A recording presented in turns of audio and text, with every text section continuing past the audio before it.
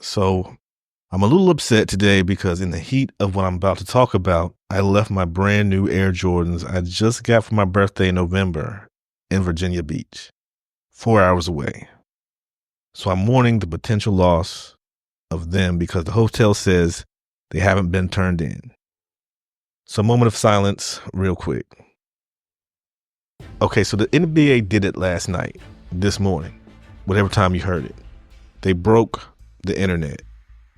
I was sitting in a hotel room eating Wingstop. Don't judge me. My phone rang. It was my son, one of the biggest Luka fans you can find. He was screaming that Luka was traded to the Lakers for Anthony Davis. My immediate thought was he's trolling. Then he told me to look it up, in which I saw nothing on ESPN or Hoops Rumors. So I Googled Luka's name, and there was a Reddit post, and of course Shams' social media post. I immediately chopped it up to a scam and that Shams had an impersonator that happened to catch the internet slipping late at night. Then I saw the big breaking news sign on ESPN's front page with a picture of, yep, you guessed it, Luka Doncic. My brain went into one of its most confused states it's ever been in. In my 30 plus years of watching and following the NBA, this is legitimately the first time I've scratched my head at a Blockbuster trade. I felt like Doctor Strange in Infinity War, trying to fathom all the different outcomes. All these questions and thoughts popped up. Does this mean LeBron is on the move too? Because there's no way the Lakers would pair him with a Luka. Does Dallas know something we don't and decide to part ways with Luka at the first sign of interest? The Lakers now have absolutely no defense. Poor Max Christie. AD got his wish. Not sure if this was the way he wanted it, though. How did the Lakers not try to swing Daniel Gafford in Dallas's crazy state? How does this benefit both teams right now? So now with a few hours to let this all process, I thought, what exactly does this trade mean for each team now and going forward? And if I had to grade this, what would be my grade? But first, if you enjoy NBA breakdowns and analysis, please subscribe to the channel. We are working for that 2,000 sub mark and can't do it without you guys. Also, check out the GOATcast podcast, streaming live every week with guests and some wild takes. Thank you, and now let's get into this. The Lakers, well, they can't say Rob Pelinka didn't swing for the fences. Right after they pulled off a pretty solid beatdown of the solid New York Knicks, I never would have thought just moments later they would announce this blockbuster trade, but they did. Now, what's that mean for the 2025 Los Angeles Lakers? I honestly believe that they got a piece that is counterproductive to their current roster, but absolutely future-proofs their team going into the next 5 years.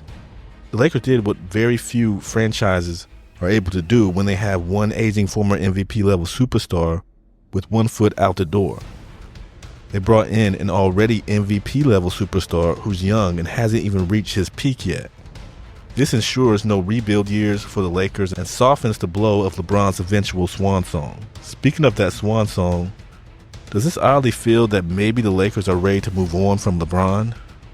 What makes this trade so weird and confusing is they bring in Luka, a less athletic but still effective version of LeBron James, to play beside LeBron James. The math isn't mathing in this one. LeBron isn't Kyrie. Kyrie has shown the ability to play off the ball and to get in where he fits in at times. Did it with LeBron and did it with Luka. LeBron, even at 40, isn't a get in where you fit in kind of guy. Two alphas can work and has worked in the past, but it's a slippery slope, especially when egos get involved. Luka has, for the most part, been the alpha in Dallas. He was by far the apex of their talent. LeBron, well, he's called the king for a reason. Like Kobe and Shaq in the past, it's easier to play beside an alpha when you two play such different roles for your team. But the butting of heads is inevitable. LeBron and AD was the ideal pairing because they are two different style players and have two distinctive roles that didn't overlap or overcomplicate the team dynamics. Now you have to trust that LeBron can be the secondary guy for good. Luka could not have been brought there to be a Robin, so he's going to Batman it up in LA. He's not AD that won't mind having to sit in the back seat sometimes. He wants the driver's seat, and not even shotgun will suffice. So there's that. But does this now open Pelinka's ears to a potential LeBron blockbuster? Could he somehow weasel himself back to Cleveland? Near impossible, but a thought.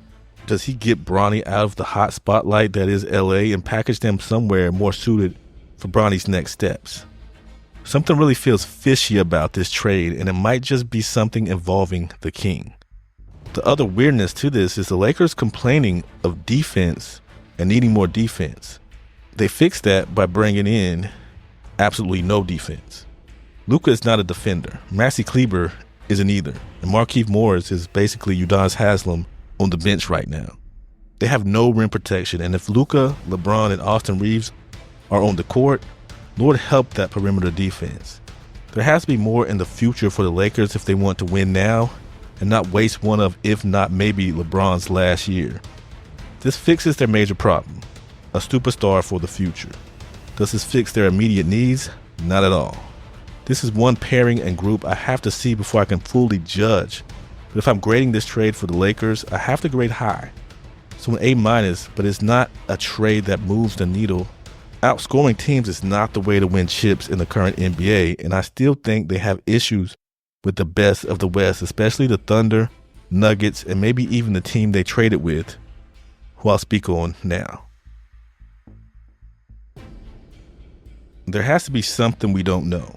Even if Dallas didn't want to pay Luka the Supermax and wanted to move on to someone else, you go younger, not older, and on a player that has an injury history.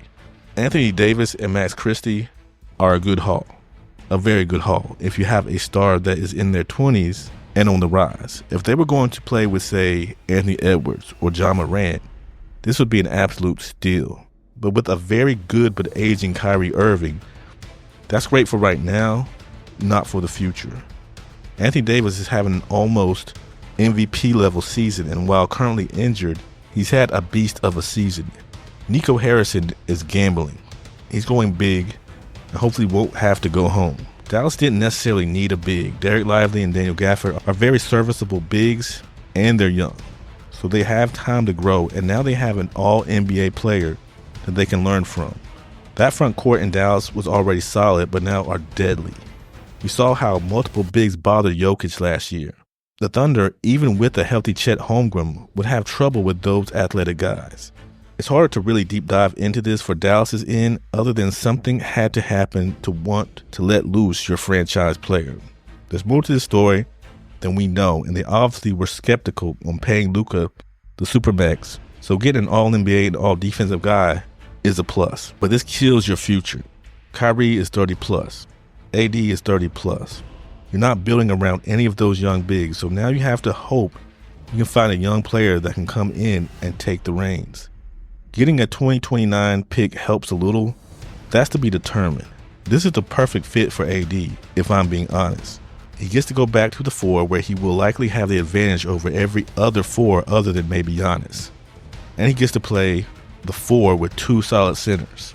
And he gets to play with a playmaker like Kyrie and has a defensive-minded wing in Klay Thompson to pass to in the corners or top of the key.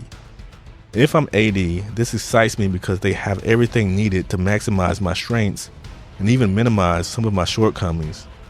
Because Lively can step out and take shots every now and then, but grading Dallas is hard. Losing a franchise player is never a good thing when you don't get a long-term answer in return. But bringing in an all-star and MVP caliber player for the here and now is still admirable. I'll give them a B because they are built to go far now. Maybe not 2 or 3 years from now, but in 2025, this makes them much scarier and much more of a contender now, and can definitely give any and all contenders fits. But what do you all think? Is this the most shocking trade in NBA history? And who do you think won this trade? Are you still in shock, or have you come back down to earth? Also, just give an RIP to my Jordans that we hope will one day be found. Either way, let me know in the comments. And if you got this far, please like and subscribe. We're on the road to 3,000 subs and can't do this without you. And if you really enjoyed, please become a GC Hooper and join as a member. Thank you, and be back soon with more content.